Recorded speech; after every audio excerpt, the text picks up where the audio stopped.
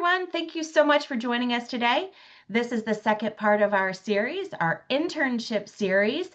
Today, we're going to be talking about how to find your intern and types of internships.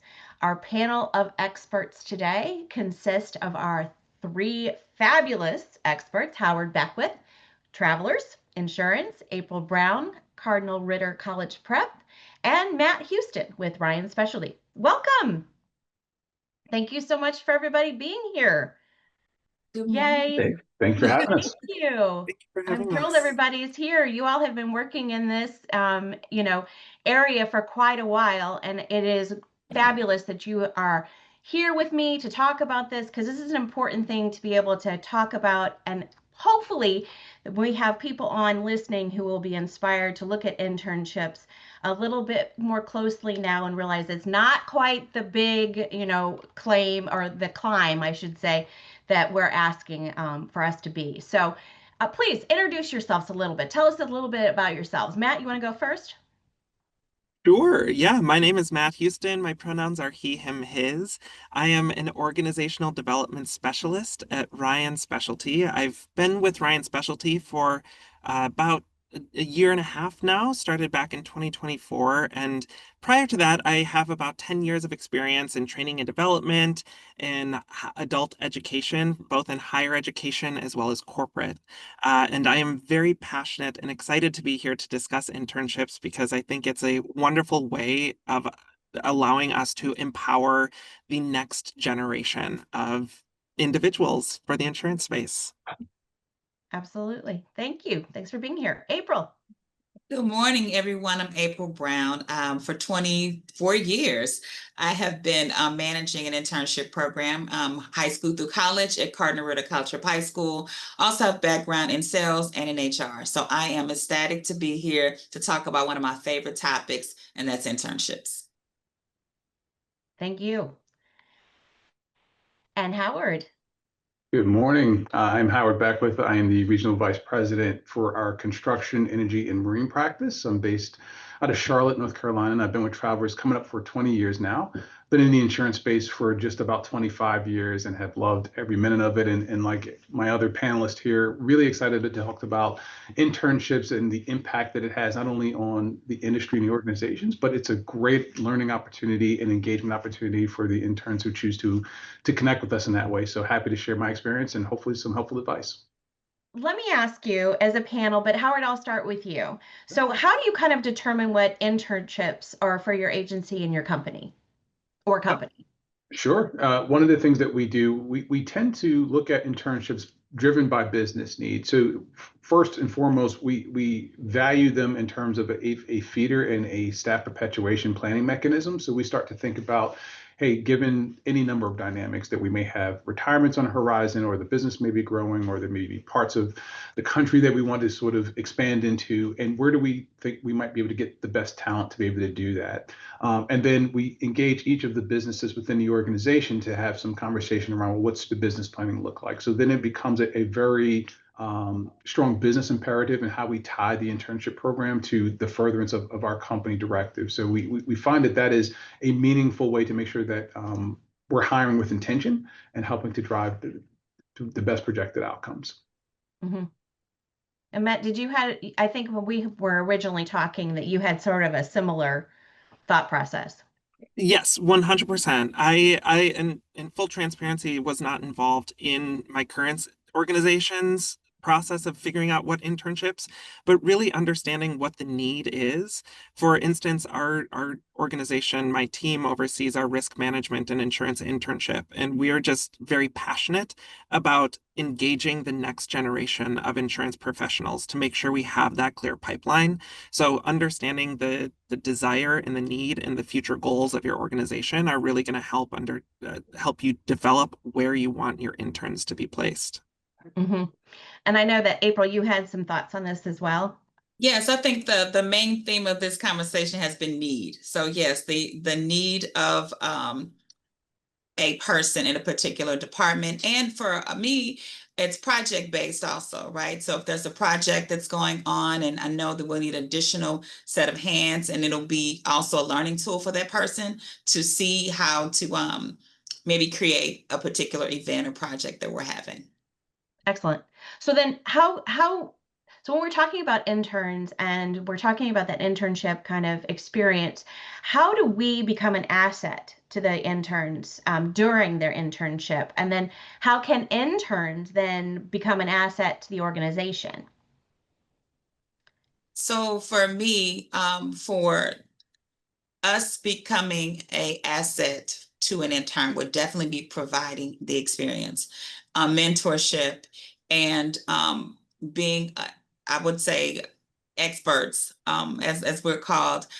It's just giving them the tools that they need to provide a service that our company provides, if that makes sense. And Mhm. how they can be an asset to us is definitely having an extra set of hands, having someone to ensure that we can pull off this event or pull off this particular project that we're trying to do seamlessly as possible. Agreed. Yeah. Agreed. I, I would add, it's funny, April, because you mentioned something that I think resonates really well. And I can recall back to when I was looking at internships many, many, many, many moons ago. But that sense of like, you read what a particular job profile looks like, and in the back of your mind, of like, what does that actually mean? Like, what's my day going to look like? So I think one of the things that's a real asset is that practical experience of answering that question, right? And allowing them to sort of test drive, if you will, what a particular opportunity might look like. What are the types of problems that we're looking to solve?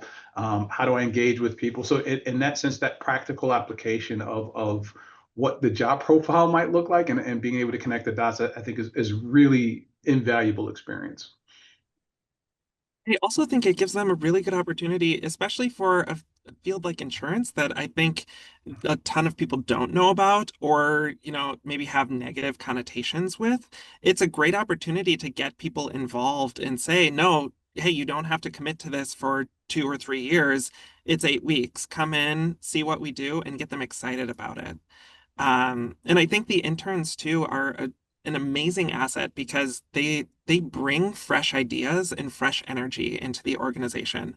So often the teams that we have paired with these interns are excited. They're excited to have them come in. They're excited to get them involved in different things and show them what they're doing. So it's a very fun way to keep that passion for what we do active. Mhm. But okay, so to that, then how do we kind of increase an intern's exposure then to the industry as a whole? That's an amazing question, and my lights just shut off. That's fun.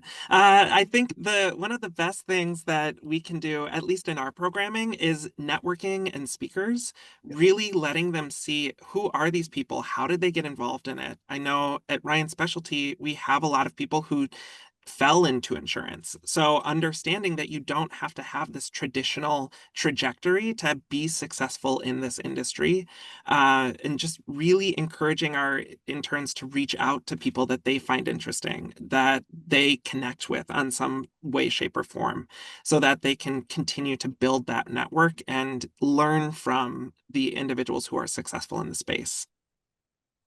I completely agree. I think one of the great opportunities that we often take advantage of is to try to go into career fairs and not only pulling from when you think about it, specifically the insurance and risk management space, going to organizations that have risk management programs, but going to broader schools that whether there be business or other relatable skill sets and helping to tell your story. One of the things that I'm most proud of, I love my career path. I love the opportunity I've worked, and this was not on the radar for me at all.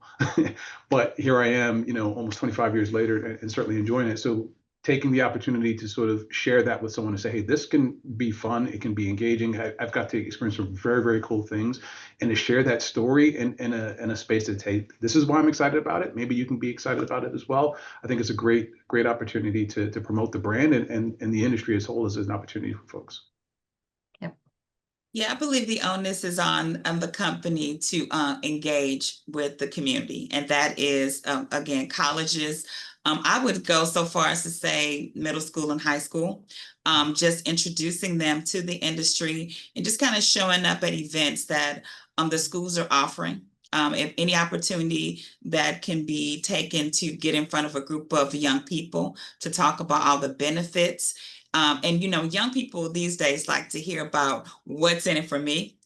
So they want to hear what's in it for me long term, short term. And I think sharing those experiences can definitely energize young people and they will want to go into the business. 100%. Well, shameless plug here, but that's also where the Invest program comes in Yes. play, right? Is getting that program in and talking to those students, and where people like yourselves get in front of them and really talk to them about what the day-to-day looks like. It's not what they think it is, but having those real world conversations and creating, what the pathways actually look like. Because hands up for those of you who said, yes, I'm going to go into insurance when you were in high school. Yeah, that's kind of what I thought. Right, right. So I'm just laying that out there. So with the internships and what that kind of looks like going forward, what does an 8 to 12 week kind of internship look like? It's within our organization. We make it very. I mentioned about it being a business imperative or very business centric, and what we tend to do is sort of lay out ahead of time what's a business challenge that we want to solve. And that becomes like a capstone project for the participants within the program. Then we try to add some elements because we think, as we talked earlier about that test drive scenario, and both for us and then for the interns in terms of, is this something I want to do? So we do make it rotational, that they would come in, they're embedded with a particular business group, but they would get to sit and engage with other business units as well.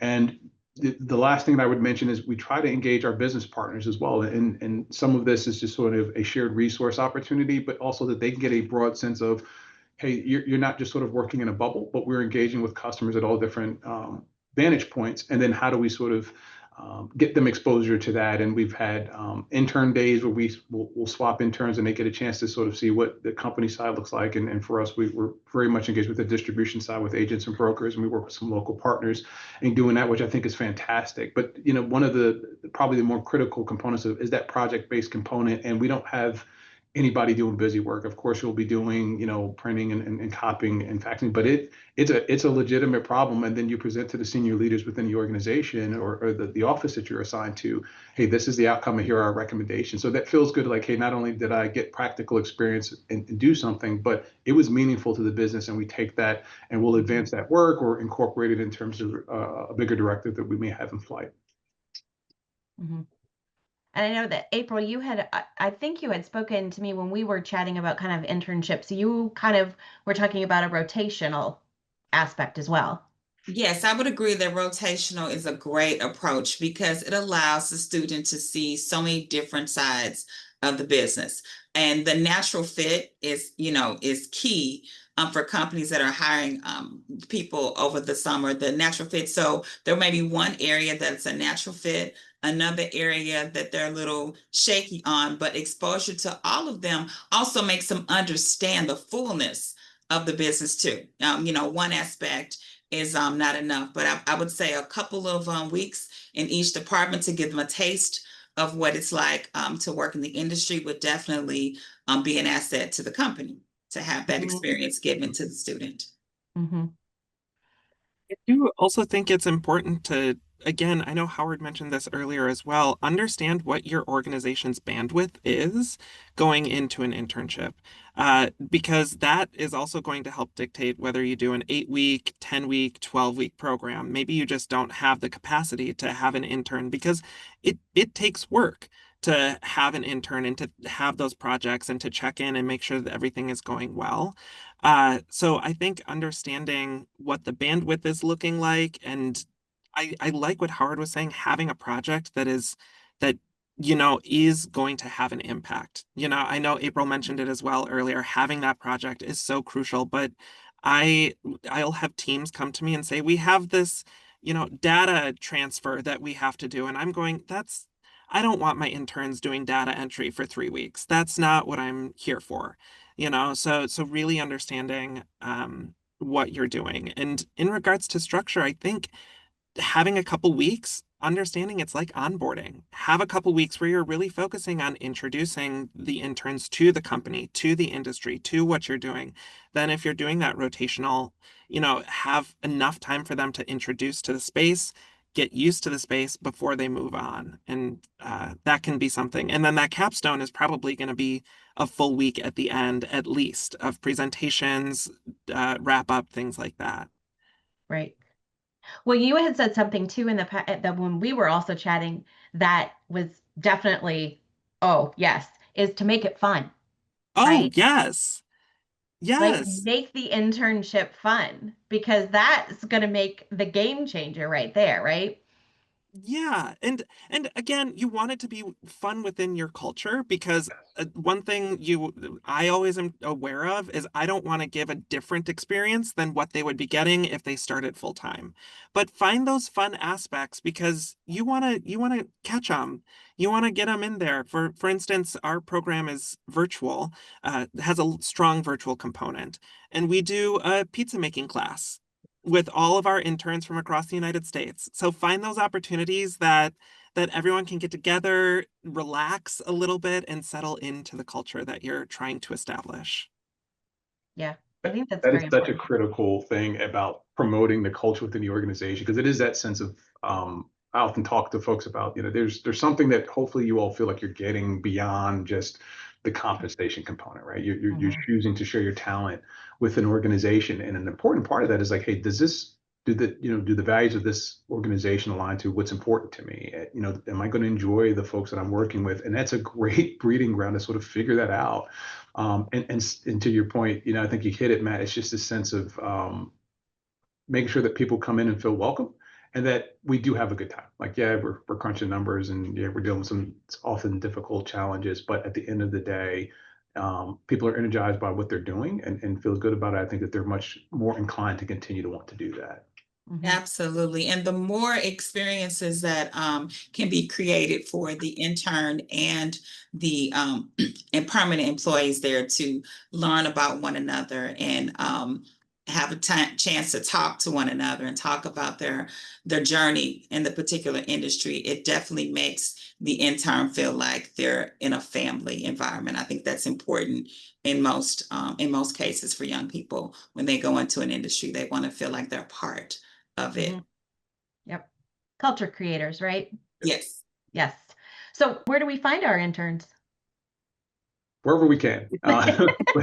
But honestly, I agree with sort of, I mentioned earlier about like career fairs and engaging in college, but I agree with what April said. I think it has to start earlier and starting to plant seeds, particularly at that high school level. I think we need to look at beyond just the four-year institutions, community colleges, and finding, one of the things that I enjoy most about this industry is that it pulls from such a broad tapestry of folks with backgrounds. I know folks who have moved from second careers. I know folks who have come from teaching backgrounds, investigative work, technology, and have brought all sorts of value to really help this business and this industry grow. So I think that having an open mind towards where some of those sources might be, but those are two things I think are pretty critical. And certainly within our organization, we have a lot of focus on and trying to engage, but love the idea of getting early because again, I had no idea I needed insurance beyond my car when I was in high school. So that's all that mattered to me. Now I know. Yeah, I would say creating those pipeline programs, which is basically what Howard mentioned, career fairs and just seeking students early. But so in my thought, there's more than one touch. So there one touch may be a career event. Another touch may be the invest program. A third touch could be actually having a job shadow. So there's a number of things that can be done to kind of create a pipeline program to hold the interest of that particular student. Because as we know, there's a lot of industries out there that are trying to attract Hmm. talent. So it's kind of competitive. So we want to not only attract them, but keep them as well and keep them interested by providing these different experiences for them in the industry. Us, we engage our workforce. So we say, hey, do you know high school students? Do you know in high school, we don't take high schoolers, but start talking to them young and get them interested in what you're doing. because those individuals that if we can get a referral, they know the industry, they know what we do here, they know our culture, and so they're probably conveying that to the person applying. So we already know there's some form of a fit. The other thing, oh, my brain just, oh, the intern referrals too. So previous interns, we say, hey, if you know someone that you think would be a good fit for this program, let us know. So that's once, obviously, you can't do that for your first internship group, but really engaging and capitalizing on those people that you're putting through the program to find that next group. Mm-hmm. Well, by using the resources that you have, then hopefully that is going to be able, you'll be able to use those resources to maybe partner with high schools and maybe partner with community colleges and workforce development groups in your communities that way as well. So really using the resources and the relationships that you have within your own, companies, agencies is really important. So kind of wrapping this up, because we could talk about this for a long time. However, what do you think your last piece of advice might be for anybody who's looking at starting an internship within their agency or company? I can start. I think that I'd look at it in two ways. From the intern's perspective, I always like to tell folks to kind of approach things with a healthy dose of curiosity and ask questions. There are no, as we say, stupid questions, right? Just really probe and reflect some interest. I think that that's going to be a huge benefit. And you'll just be able to get a sense for, hey, I was able to kick the tires and learn a lot. From the company's perspective, I think we've all touched on it a little bit, but it has to be engaging. It has to be fun, and make it a worthwhile enterprise for the intern. I think we're possible, and sort of again looking at it in terms of how does this help perpetuate the business. If we can convert them to full-time positions, I think that that's huge. And that's the way we tend to look at it. And, it's a little bit difficult sometimes in the planning. Well, this is going to take a 2 or 3 year process. But I think it's fantastic because now you've had a person who's experienced it. They're ingrained in the culture. And at the end of that, there's a high probability of full-time employment following. That's a good way to connect the dots. So those would be two things I'd leave for those two parties. The world of work is changing. So students need to know that some careers that they were have an interest in may not be around for the long term, unfortunately. So when reviewing and deciding upon what industry you want to go into and what you want to go into, we do know that insurance is very stable. It's in a stable business. And so in that forecasting of careers and industries, using that information or that thought when going into business would be good for the intern to just think about what's popular, forecasting. That's the main thing. And for companies, I would say, going to schools that have a very great business reputation, like a business major, or for high schools where students are undecided, I would just say continue talking about the industry, continue engaging with the community, and just continue talking about it, keeping the conversation hot. That's a must. Yes, and I co-sign everything that has been said. I completely agree. I think from an intern perspective, definitely maintaining that curiosity is probably crucial for our industry, for our company as well. Be ready to learn, and come in wanting to learn. If you're excited to learn, that's an automatic, oh, great, we want to keep working with you, because it is, like April said, it's a stable industry, but it is also constantly changing within it. You can have a job, but that job is going to be flexing depending on what's happening in the environment. So just being ready to learn and grow.